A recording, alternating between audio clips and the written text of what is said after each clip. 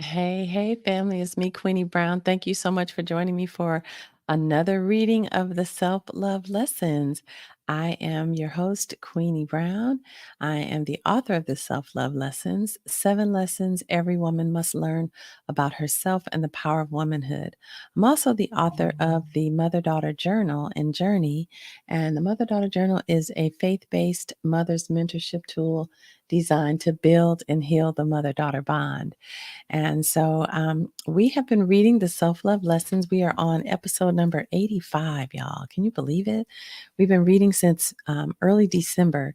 And back then, God told me that He wanted me to revisit the lessons. I wrote this book and published it in 2011. And it chronicled my journey through a healing and a whole lot of other stuff. And I'm moving through a lot of stuff again in my life, and God told me to revisit it. So he also instructed me to read it online with you out loud for no more than 15 minutes a day. So I've been reading it with you guys, and we've been really journeying through together. It's interesting how things have unfolded. But today we are in self love lesson number 5. I see someone watching. Hey there. Make sure you leave your name in the comments so that I know you're watching. And if you're watching the replay, thank you for catching it. And make sure you put replay, hashtag replay in the comments so I'll know you watched. And so we are in self love lesson number 5, and it's how to know what's in your way, how to know what stops you in your tracks, and how to get past it all. And so today we're talking about something that gets in the way, and it's something you give your power to that you don't even realize. And so we are going in. We're going to go to the self love lessons. If you haven't already downloaded your copy, please feel free to go to www.queeniebrown.com, download your free copy from My Heart to Yours. And we are on page number 365. We're wrapping this thing up. We should be done by next week, y'all. So I'm glad that you're watching. So if this is the first time you're watching, let me know you're here. I'm glad to see you. Haven't done a reading this late in quite some time, so I'm glad to be able to catch you live. If you have any comments, please do leave them in the comments, and we'll have a conversation. But today we're going to talk about the truth about complaining. I've learned that people who are complainers don't realize that they're complaining. It's become such a habit that they don't even realize that they're fault finding. I once heard this analogy and I thought it would make sense to share it with you. Are you a thermometer or a thermostat? What's the difference? Let's think about the function of each. A thermometer simply tells you what the current temperature is. It has no other abilities, it just reports what is. On the other hand, a thermostat has the ability to determine the temperature you want and then control the heating and cooling units to create and maintain the desired temperature until the thermostat is changed. A thermostat can also be programmed to change the atmosphere throughout the day based on the time of the day. In short, a thermostat controls or speaks what it wants the atmosphere to be. So, what is a complaint?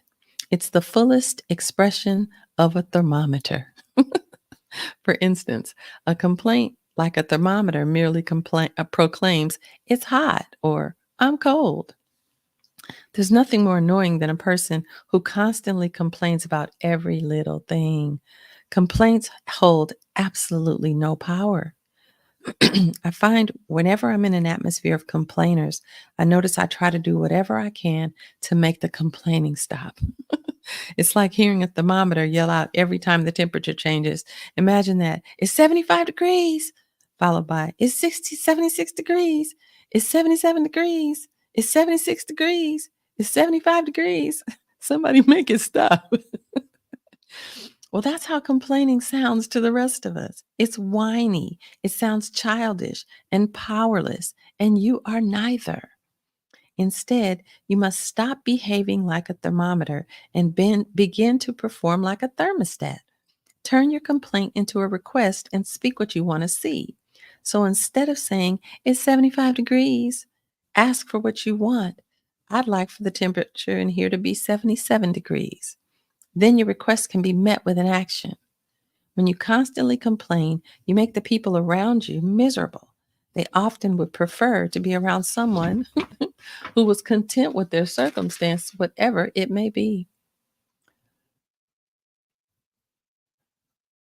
Whichever you decide, complaining is never an option. Philippians 4:11-12 says, I've learned by now to be quite content, whatever my circumstance. I'm just happy. I'm just as happy with little as much with little. I've found the recipe for being happy, whether full or hungry, hands full or hands empty, whatever I have, wherever I am, I can make it through anything in the one who makes me who I am. So I know this is a foreign concept for the complainer, so I offer this suggestion. When you walk into a room, look for the good in it. Look for something good to say, a comment or compliment. When you find fault in something or someone, also look for the good in it. Try to find balance in your point of view. Most complainers have been trained to see the insufficiency in everything. I'm offering you an opportunity to see the world through God's eyes. When he saw darkness, he didn't say, "It's so dark in here. Why is it so dark? Who turned off the lights? I can't see anything. This sucks. I'm out of here. This is stupid. Whoever turned off the lights is fired." Wouldn't that sound ridiculous coming from God? Instead, God said 4 words: "Let there be light." He solved the problem of darkness by making a request. You are made in the image and likeness of God, created as another speaking spirit. So act like it. Quit complaining and begin to speak what you want to see today. Releasing the past. There must come a time in each of our lives when we accept our past as being in the past. Our past holds a wealth of wisdom that if we look at it from a place of honest reflection, we can really learn a lot about ourselves, our lives, our gifts, and about God. However, in order to get to that place of understanding, healing through forgiveness must first take place. It may be easier for some of us than others to move through the pain of our past, but know that it's worth it and it will bring with it the gift called freedom. There's nothing like the freedom of looking back over your life and knowing that even though you had to grow through all that you did, look at the woman you are today and hold on to her because she holds in her hands the woman you are becoming. Brethren, I count not myself to have apprehended, but this one thing I do, forgetting those things which are behind and reaching forth unto those things which are before, I press toward the mark of the prize of the high calling of God in Christ Jesus. That's Philippians 3:13-14. Since forgiveness is a free gift from God, give that same forgiveness. Matthew 10:8 says, freely you have received, freely give. How, you ask? It's actually very simple, and I'll reiterate it because it's important that you get this. Ask and you shall receive by speaking out loud. I have freely received forgiveness, so I set my will to freely forgive everyone for everything all the time in Jesus' name. Never forget, you are a speaking spirit created in the image and likeness of God. You have the ability to speak what you want to see. So, whenever the thought of the pain or the past comes to your mind, speak the statement out loud, even if it's just a whisper. Remember, you're creating with every word you speak. When you speak forgiveness, the healing part of forgiveness can begin. Make forgiveness a lifestyle. And remember, forgiveness equals freedom. It truly is an act of self love, and forgiving those who've hurt you is for you and you alone. Okay, so that's the end of today's reading. Thank you so much for joining me today. And I think we have about one more week to go. And so before I go, I want to tell you guys about something that's coming up next week. It's called the Empowering Girl Mom Show. It's a little bit of a glare on my glasses.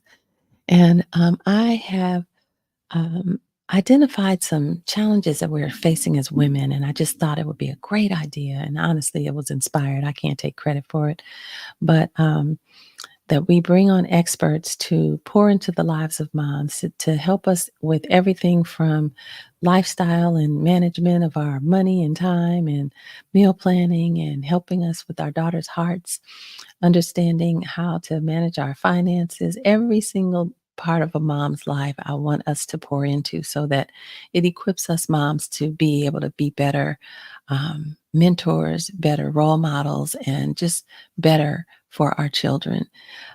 So the Empowering Girl Moms show is going to be starting next Monday at 1 p.m. Pacific Standard Time, and I'm excited about it. Excuse me. We're journeying together over this next month. We are locking arms as a community, and we're going to take in what these experts share with us. We're going to apply it. We're going to watch it unfold in our lives, and by the end of the month, we're going to have some testimonies to share. So I pray that you're able to join us. Excuse me.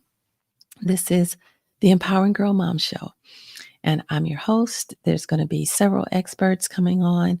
There's also a Mom Awards where you can post uh, a nomination for the women in your life on your Facebook page or any social media page, and then tag me so that I can see it.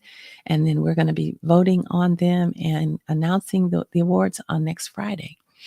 So please do join us and help us uplift other women. That's one of the things that I realize. Women don't have enough people pouring in. We don't lift each other enough.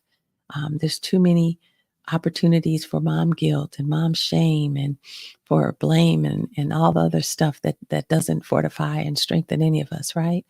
So I wanted to use this opportunity to help pour in and see what the end might be. So I pray that you'll join me. It's absolutely free. You can go to empoweringgirlmoms.com and join me, and I will see you there. All right. God bless you. Y'all take care, and I'll see you next week. Bye bye.